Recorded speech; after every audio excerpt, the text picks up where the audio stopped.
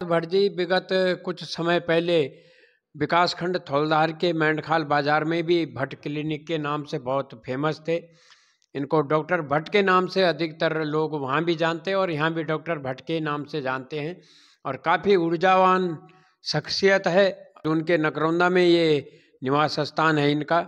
और यहाँ पर इन्होंने एक बालाजी फाउंडेशन का एक रजिस्ट्रेशन करवाया है, एक संस्था खोली है।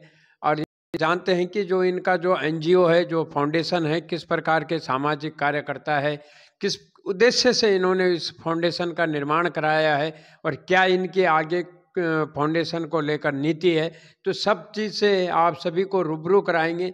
तो आप सभी दर्शकों से निवेदन करूंगा कि जिन जिन दर्शकों ने अभी तक हमारे चैनल को फॉलो सब्सक्राइब नहीं किया है तो आप अवश्य हमारे चैनल को सब्सक्राइब करें, फॉलो करें। नरेश प्रसाद भट्ट जी मौजूद हैं, तो इनसे जानते हैं कि क्या इनकी जो ये फाउंडेशन इन्होंने बनाया है, क्या इसका उद्देश्य है। जी भट्ट जी, नमस्कार आपको। नमस्कार जुयाल जी। सबसे पहले तो मैं आपका जो ये प्रगति मीडिया है उसका धन्यवाद करता हूं, और आपने यहाँ तक पहुँचे, हम तक पहुँचे और अपना अमूल्य समय हमको दिया है। धन्यवाद भट्ट जी आपका। भट्ट जी, मैं यहाँ पर पहुँचा हूँ आपके निवास स्थान पर, क्योंकि भट्ट जी हमारे काफ़ी पुराने परिचित हैं, रिश्तेदार भी हैं। तो भट्ट जी से काफ़ी हमारा आपसी संबंध है।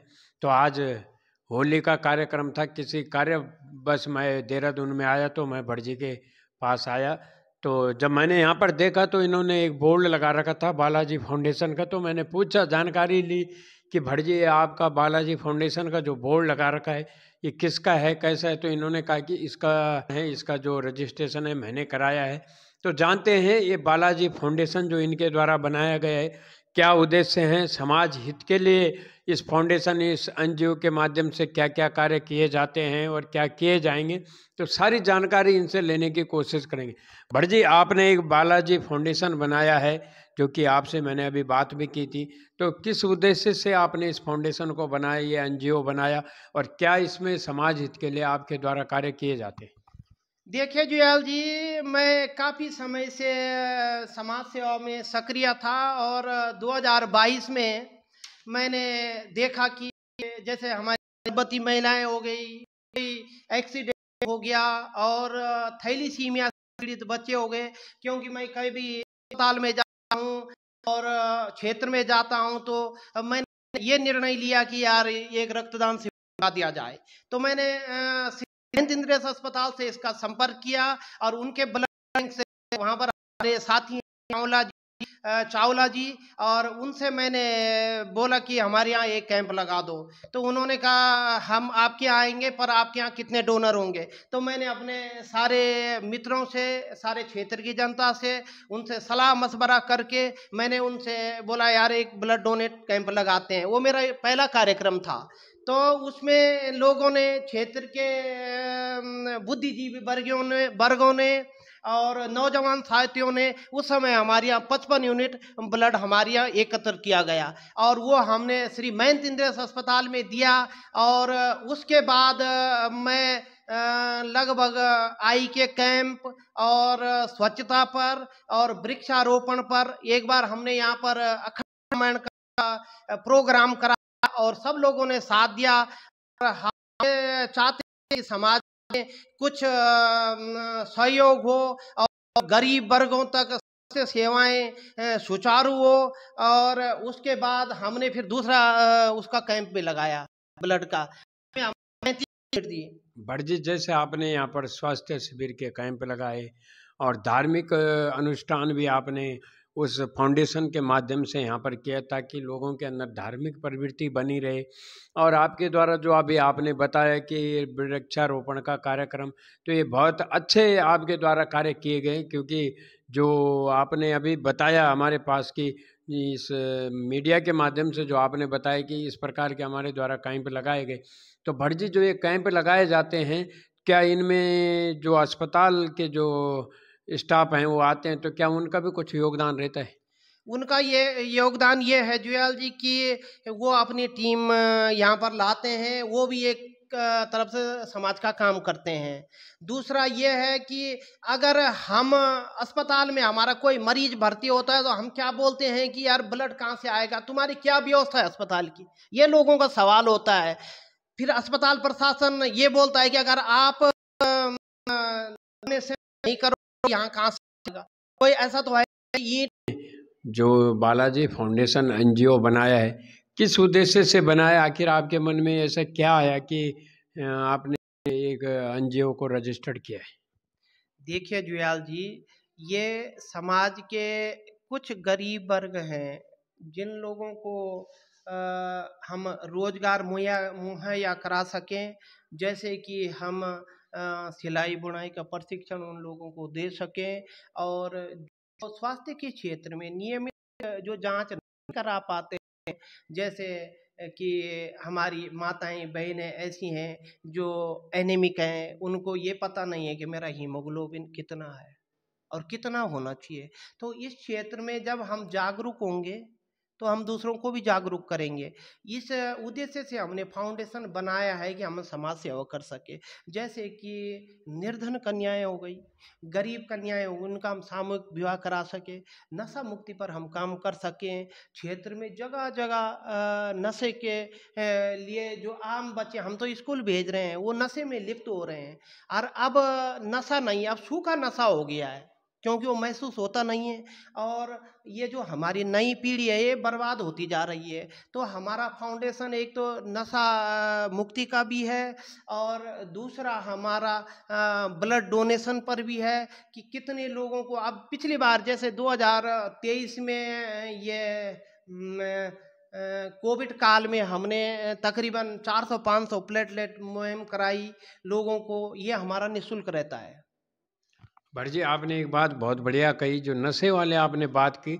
नशे पे लगातार इस प्रदेश में विद्यालयों में और पुलिस थाने, पुलिस चौकियों के माध्यम से भी जागरूक लोगों को किया जाता है। और आपने एक बात कही कि ये सूखा नशा है। वाकई में उत्तराखंड नशे में बर्बाद हो चुका है। वर्तमान सरकार या पिछली सरकार हुई, कुल केवल शराब के ठेकों पे सरकारों का ध्यान है। और एक आपने सूखे नशे की जो बात की, ये भी इस प्रदेश में काफ़ी फैल रहा है और काफ़ी फैला हुआ है। पर डे उसकी खबर मिलती है कि आज अलाने इतने लोग नशे में पकड़े गए, इतने लोग इस नशे में पकड़े गए।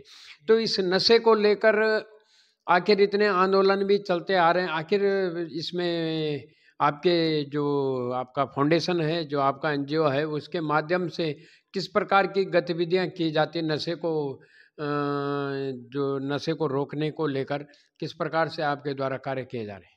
ये इसमें हम सबसे पहले जुयाल जी, तो हम तो समय समय पर रैली निकालते हैं। अभी पिछले कुछ सप्ताह पहले हमने इसके बारे में रैली निकाली थी, और जगह जगह पर हम इसमें नुक्कड़ नाटक करवाते हैं, और बैनर और पंपलेट के माध्यम से लोगों को नशे में लिप्त होने के लिए उन्हें रोकते हैं। तो इस माध्यम से इसका प्रचार करते हैं। आपने देखा होगा कि जगह जगह कॉलोनियों में अवैध शराबें बिक रही है, और जो हमारे प्रदेश का युवा है वो उस शराब के नशे में धुत हो रखा है, क्योंकि रोजगार तो लोगों के पास है नहीं इतना, और थोड़ा बहुत दिहाड़ी मजदूरी निचला वर्ग करता है तो उसकी वो शराब पी जाता है। तो इस प्रकार की रोकथाम के लिए आप जो इस प्रदेश के एनजीओ है और वर्तमान सरकार है, उनको कहीं न कहीं ऐसे ठोस कदम उठाने चाहिए कि ये नशे की प्रवृत्ति प्रदेश धीरे तो होने के कगार पे आए। जी जी, इसमें सरकार को भी इस तरफ ध्यान आकर्षित करना चाहिए कि यार आगे की पीढ़ी भी इसमें नशे में लिप्त हो रही है। और समय समय पर जैसे हमारे ये थाने हो गए, और ये हमारी पुलिस मित्र हो गई, इनको भी जगह जगह छापे मारने चाहिए कि कहाँ पर नशा मिल रहा है, और इसके लिए हम सबको सतर्क रहना पड़ेगा। जी। भट्ट जी, आपने एनजीओ बनाया, फाउंडेशन बनाया, तो उसका जो मेन उद्देश्य है आपका, क्योंकि जो आपने अपना एनजीओ का जो रजिस्टर्ड किया है, जो उसमें जो पता है वो नकरौंदा का है, तो नकरौंदा मुझे लगता है कि जो एनजीओ आपका है वो वार्ड नंबर 99 में आता है। तो किस प्रकार के इस वार्ड में आपके द्वारा कार्यक्रम किए जाते हैं एनजीओ के माध्यम से लोगों को जागरूक करने के? देखो जुयाल जी, मैंने अभी तक तकरीबन 3 एक साल हो गए। एनजीओ तो मैंने अभी अक्टूबर में रजिस्टर्ड कराया है। उससे पहले लगभग मैंने 5 कैंप तो उसके लगाए, आई के लगाए, जिसमें हमारा निःशुल्क रहता है। जैसे मोतियाबिंद का ऑपरेशन, और इसमें रहना, खाना, लाना, ले जाना, हम लोगों को ले जाते। और दूसरा हमारा ये है कि अभी हमने डॉक्टर जीएस बिष्ट है, उनसे स्किन से संबंधित मुझे ये लगा कि यार स्किन से संबंधित यहाँ पर बहुत दिक्कत है, तो उनसे भी हमने ये कैंप लगवाया रिक्वेस्ट करके कि मान्यवर बिष्ट जी यार थोड़ा यहाँ पर स्किन का एक लगाओ, जिसमें हमारे 166 मरीजों ने यहाँ पर सुविधा ली है। जी, स्वास्थ्य को लेकर तो आप द्वारा काफ़ी कैंप लगाए हैं, ये बहुत अच्छी बात है। और आशा करता हूँ कि इस प्रदेश में इस प्रकार के फाउंडेशन खुले, एनजीओ बने और इस प्रकार के लोग उन एनजीओ के माध्यम से समाज में स्वास्थ्य को लेकर, शिक्षा को लेकर, बेरोजगारी को लेकर लगातार अपनी रैली प्रदर्शन करते रहे और सरकार को भी जागरूक करने की कोशिश करें। भट्ट जी, स्वास्थ्य तो आपने ठीक है, स्वास्थ्य को लेकर आपने कैंप लगाए, धार्मिक अनुष्ठान भी आपने किए, लेकिन शिक्षा को लेकर आपका क्या आगे विजन है, क्या मकसद है कि शिक्षा को लेकर आपके समूह के द्वारा, आपके संगठन के द्वारा कुछ कार्य किए जाए?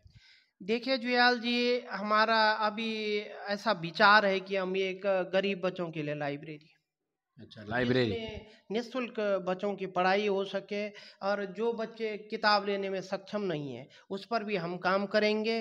और जैसे स्कूलों में आज के देखा जाए तो कि सब बच्चों के लगभग आई साइड वीक है, तो हम घर स्कूल में जा जा करके उनकी आई साइड चेक करवाएंगे, और यही इसका हमारा उद्देश्य है। भट्ट जी, बेरोजगारी इस प्रदेश में काफ़ी ज़्यादा मात्रा में है और कुछ बेरोजगारी इस प्रदेश में कम शिक्षा की वजह से भी है, क्योंकि अगर किसी को शिक्षा दी जाए और अच्छी शिक्षा प्रदेश के क्षेत्रों में मुहैया कराई जाए तो कहीं ना कहीं इस प्रदेश का युवा एक रोजगार की ओर पहल करेगा, रोजगार की ओर जाने की कोशिश करेगा। लेकिन आपका जो फाउंडेशन है ये इसको लेकर क्या कार्य कर रहा है? बेरोजगारी को लेकर कुछ आपका विजन है कि ताकि आपके फाउंडेशन के माध्यम से भी लोगों को रोजगार मुहैया कराया जाए? देखिए हमारा ये है कि लोग स्वरोजगार से जुड़े, है कि नहीं। उद्देश्य है, कोई विजन है आपका जो लोगों को रोजगार उपलब्ध कराने में सहायता कर सके? जी जुयाल जी, देखिए हमारा आगे जो विजन है, हमारा ये है कि जैसे उद्यान विभाग हो गया, वहाँ से मशरूम प्रशिक्षण दिलाया जाता है। तो जैसे यहाँ पर रिस्पना पुल देहरादून में है, इसका यहाँ वहाँ तक महिलाएं, हमारी माताएं, मातृशक्ति वहाँ तक जाने में असमर्थ हैं। तो हम उसका यहाँ पर एक 7 दिवसीय उसका प्रशिक्षण शिविर लगता है। तो वो प्रशिक्षण दिलाने के बाद उद्यान विभाग को हमने लिखा भी है, और आगे हमारा एक कार्यक्रम भी है जिससे कि हम प्रशिक्षण दिलाएं, और हमारी मातृशक्ति उसमें मशरूम का प्रशिक्षण करे, और उसमें बाजार में वो बिके तो अपनी आजीविका उससे चला सकते हैं। दूसरा ये है, जैसे हमारा फाउंडेशन सिलाई बुनाई कढ़ाई का हम प्रशिक्षण 3 माह का देंगे, तो उससे भी मातृशक्ति महिलाएं, हमारी बहनें, उससे भी अपनी आजीविका चला सकती हैं। ये मौन पालन हो गया, इसका भी अगर प्रशिक्षण दिया जाए, इस पर विभाग द्वारा, सरकार के द्वारा इस पर सब्सिडी भी मुहैया कराई जाती है जुएल जी, ये सब्सिडी भी इस पर मिलती है, और हम इसका घर बैठे रोजगार कर सकते हैं। इसके लिए इतनी जगह भी नहीं चाहिए, और ये आसानी से होता है। और जो हमारा बेरोजगार मातृशक्ति है, तो इस पर वो काम कर सकती है और अपनी आजीविका चला सकती है, अपने पैरों पर खड़ा हो सकती है। और जैसे हमारी बालिकाएं, बच्चे हो गए, कंप्यूटर हम उनको सिखाएंगे, तो वो कंप्यूटर में आगे काम करेंगी, तो इससे हमें रोजगार मिल सकता है। भट्ट जी, आपका जो एनजीओ है उसके माध्यम से और उसको अभी सरकार के द्वारा कुछ सहायता प्रदान की जा रही? इसमें देखिए जुयाल जी, सरकार के द्वारा तो इसमें एनजीओ जो होता है ना, वो समाज के हित के लिए होता है जुयाल जी। जो एनजीओ होता है वो हमारे हमारे समाज के लिए हित के लिए होता है। इसमें गवर्नमेंट के द्वारा कोई मुहैया नहीं दी जाती है, कोई इसमें सहायता राशि नहीं मिलती है हम लोगों को। हम अपने समाज में, हमें ये लगता है कि हमें समाज में कुछ करना है, उसके लिए हमने ये एनजीओ खोला है। ये कोई इनकम का जरिया नहीं है, ना ही सरकार इसमें कोई पैसा देती है। तो भटजी, जैसे कि नकरौंदा बाढ़ 99 काफ़ी लंबा चौड़ा है, तो क्या यहाँ के जो युवा है, मातृशक्ति है, सामाजिक कार्यकर्ता है, राजनीतिक क्षेत्र से जुड़े हुए लोग हैं, तो क्या आपको इस संगठन, इस एनजीओ को किसी भी सामाजिक कार्य में सहयोग करते हैं? देखिए जुयाल जी, सामाजिक कार्य में तो अभी ऐसा कोई सहयोग नहीं किया, मगर जब हम लोगों को प्रशिक्षण देंगे तो बहुत सारे बुद्धिजीवी वर्ग ये हैं कि यार एनजीओ कैसे चलेगा, आखिर पैसा आएगा कहाँ से। तो अभी तो हमारा एनजीओ नया है, अभी हम धीरे धीरे लोगों की प्रशिक्षण देंगे तो कुछ बुद्धिजीवी वर्ग हो गया, समाजसेवी हो गया, वो सहायता करते हैं। और बड़े बड़े फाउंडेशन में भी लोग सहायता करते हैं। और समाज के लिए, जिसको समाज में जिसने समाज सेवा करनी है, वो इसमें सहायता भी देते हैं। भट्ट जी, आप मेडिकल लाइन से हैं और इस प्रदेश में जो युवा है काफ़ी नशे की प्रवृत्ति कर रहा है, अभी हमारी उस पर बात भी हुई थी। तो आप हमारे चैनल के माध्यम से इस प्रदेश के युवाओं को नशे को लेकर क्या संदेश देना चाहेंगे? भाई, हम तो यही संदेश देना चाहेंगे कि पहले माता पिता को जागरूक होना पड़ेगा। बच्चा कहाँ जा रहा है, किस माहौल में रह रहा है, ये माहौल का असर होता है। अगर हम स्वयं ही घर पर नशा करेंगे तो बच्चे भी ऐसे ही सीखेंगे, है कि नहीं है। तो हमें स्वयं ही सतर्क रहना पड़ेगा। और चैनल के माध्यम से हम ये संदेश देना चाहते हैं कि यार ये नशा, कुल मिला के इसका जो आखिरी अंत है वो बहुत बुरा है। आपने देखा, भट्ट जी ने कहा कि जो नशे का आखिरी अंत है वो बहुत बुरा, और हकीकत में, और मैं भी अपने चैनल के माध्यम से एक समाज का एक हिस्सा हूँ, और इस समाज के हिस्साधारक के नाते मैं उत्तराखंड की सरकार और उत्तराखंड के जो बड़े बड़े कुर्सियों में बैठे हमारे राजनेता हैं उनसे निवेदन करूँगा कि आप इस प्रकार की जो नशे की प्रवृत्तियाँ इस प्रदेश में चल रही है, अफीम, गांजा, चरस और अधिक मात्रा में जो अनवैलिड शराब जो चल रही है, जो कि सरकार के टेंडर या सरकार के लाइसेंस पर उपलब्ध नहीं है, उस पर प्रतिबंध लगाया जाना चाहिए। और जो उत्तराखंड की पुलिस प्रशासन है, पुलिस प्रशासन से भी मेरा विशेष निवेदन है कि इस प्रकार के अवैध कारोबारी, अवैध जो नशे की प्रवृत्ति फैला रहे हैं, इन पर कार्रवाई होनी चाहिए। कहीं ना कहीं इस प्रदेश को अगर बचाना है तो इस प्रकार के नशे से इस प्रदेश को बचाना बहुत ज़रूरी है। और अगर ये नशा इस प्रदेश में धीरे धीरे कम हो गया है तो ऑटोमेटिक ही युवा अपने रोजगार की तरफ ध्यान देगा। फाउंडेशन के माध्यम से काफ़ी स्वास्थ्य शिविर लगाए गए हैं। हमने अखबार की सुर्खियों में भी काफ़ी देखा है कि बालाजी फाउंडेशन ने आज आई का शिविर लगाया, आज रक्तदान का लगाया। तो आगे भी आपका कोई ऐसा विजन है शीघ्र में ही कि कोई आपका शिविर की योजना तैयार है जो स्वास्थ्य को लेकर शिविर यहाँ लगाया जा रहा है? जी जुयाल जी, अब हमारा एक कार्यक्रम तो मेदांता हॉस्पिटल से है। वहाँ के प्रशिक्षित चिकित्सक आएंगे और स्वास्थ्य से संबंधित जांच, जैसे कि ईसीजी हो गया, और kidney function test, liver function test, lipid profile, तो ऐसी जांचें, ऐसी जांचें हम यहाँ पर करवाएंगे। उसके बाद हमारा ये जो चक्रोता रोड पर ग्राफिक एरा अस्पताल है, वहाँ से भी हमारा कार्यक्रम है। और इंद्रेश से तो हमने पहले ही चार पांच कार्यक्रम लगाए हैं आई से संबंधित। और यहाँ पर जैसे राही नेत्र धाम हो गया, और ये उत्तरांचल डेंटल का भी हमारे यहाँ कार्यक्रम है। तो ये हम लगातार जैसे जैसे समय समय पर हम ये कार्यक्रम लगाते हैं और आगे भी हम लगाएंगे। और दुर्गम में भी हम इसका पूरा प्रयास करेंगे, हम दुर्गम तक भी पहुँचे स्वास्थ्य के क्षेत्र में। क्योंकि जब स्वास्थ्य है तो सब है, स्वास्थ्य नहीं है तो कुछ नहीं है। जी जी, धन्यवाद।